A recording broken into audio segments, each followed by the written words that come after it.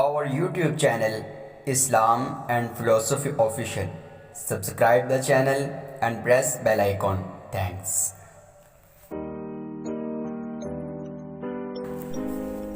معزز سامعین، ہم آپ کو اس ویڈیو میں جاپان کا آزادی سے ہمکنار ہونے کے متعلق معلومات دیں گے۔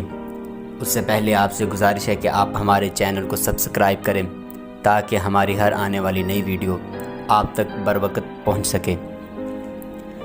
جاپان نہ صرف ایشیا بلکہ دنیا کا سب سے بڑا صنعتی ملک ہے۔ یہ 4 بڑے اور مرکزی جزیروں ہوکائیڈو، ہونشو، شوکوکو اور کیوشو پر مشتمل ہے۔ اس کے علاوہ یہاں جزیروں کے کئی سلسلے ہیں اور ہزاروں چھوٹے چھوٹے جزیرے واقع ہیں۔ یہ مجمع الجزائر بر اعظم ایشیا کے مشرقی ساحل پر ایک قوس کی صورت میں پھیلا ہوا ہے۔ جزیروں کا جمگٹ 3800 کلومیٹر یعنی 2360 میل لمبائی تک واقع ہے اور یہ 3,77,619 مربع کلومیٹر یا 1,45,799 مربع میل علاقے کو گھیرے میں لیے ہوئے ہے۔ جاپان کی سرزمین کا مجموعی رقبہ امریکہ کا 25واں حصہ ہے۔ ساری دنیا کے رقبہ کے لحاظ سے جاپان نے 0.3 سے کم حصہ گھیرا ہوا ہے۔ جاپان کا صدر مقام ٹوکیو ہے۔ دیگر بڑے شہروں میں اوساکا، یوکوہاما، ناگویا، کیوٹو، سپورو، کاواساکی، کوبے اور کیتا کیوشو شامل ہیں۔ چاول، چائے، پولٹری، گندم، چقندر، آلو اور پھل یہاں کی اہم زرعی، جبکہ جہاز سازی، ٹیکسٹائل، ایلومینیم، بجلی اور بجلی کی مصنوعات میں فولاد، سیمنٹ، کاغذ، اشیاء روزمرہ، اہم صنعتی اور کوئلہ، مینگنیز، جست، تانبا، سیسہ اور گندھک اہم معدنی پیداوار ہیں۔ اس کے کل زمینی رقبے کے 71% حصے پر پہاڑ ہیں، جن میں ان گنت سرسبز و شاداب وادیاں، تیز رو دریا اور صاف و شفاف جھیلیں ہیں۔ سب سے بلند پہاڑ فیوجی ہے، جس کی چوٹی 12,380 فٹ یا 3,776 میٹر ہے۔ یہ ایک خاموش آتش فشاں ہے۔ بارش خوب ہوتی ہے۔ جاپانی تاریخ بہت قدیم ہے۔ یہاں صرف عہد جدید کے بارے میں معلومات فراہم کی جا رہی ہیں۔ جاپان کی تاریخ کا شاندار دور میجی دور ہے، 1868 سے 1912 ہے۔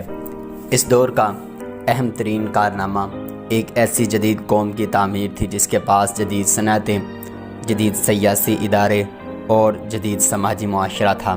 شہنشاہ میجی نے اپنی حکومت کے پہلے ہی سال میں شاہی دارالحکومت کیوٹو سے ایڈرو منتقل کیا اور اس کے ساتھ ہی اس کا نام بدل کر ٹوکیو رکھ دیا، جس کا مطلب ہے مشرقی دارالحکومت۔ شاہ میجی نے ایک آئین کا اعلان کیا اور ایک آئین بادشاہت بھی قائم کی۔ 19ویں صدی کے اختتام سے پہلے 1894 سے 1895 تک جاپان چین کے ساتھ جنگ میں الجھا رہا اور اس کے 10 سال بعد 1904 سے 1905 تک جاپان کی روس کے ساتھ جنگ جاری رہی اور ان دونوں جنگوں میں جاپان کو فتح و کامرانی حاصل ہوئی۔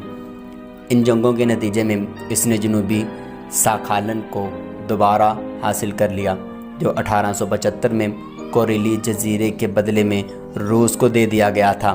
اس کے ساتھ ہی جاپان نے فارموسا اور کوریا کو بھی اپنے زیر نگین کر لیا اور منچوریا سے خصوصی مفادات وابستہ کر لیے۔ 1914 میں جنگ عظیم شروع ہوئی تو جاپان برطانیہ کے ساتھ کیے گئے 1902 کے معاہدے کی روح سے پہلی جنگ میں شامل ہو گیا۔ جنگ کے اختتام پر جاپان کو دنیا کی عظیم طاقت میں ایک تسلیم کر لیا گیا۔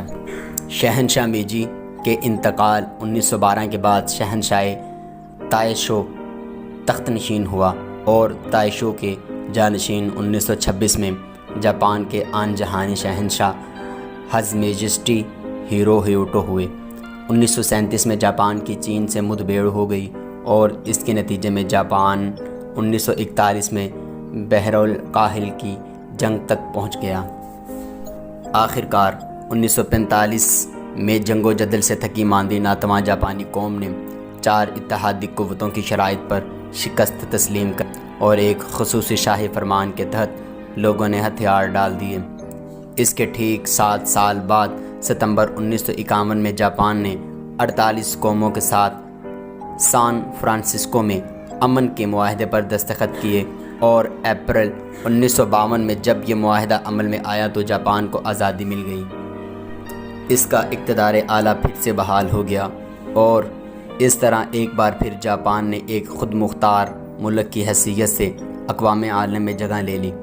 امن معاہدے پر دستخط کرنے کے بعد تقریباً 1 سال کے اندر جاپان اقوام متحدہ کے تمام خصوصی اداروں میں شامل ہو گیا، اور دسمبر 1956 میں جاپان اقوام متحدہ کا 80واں رکن بن گیا۔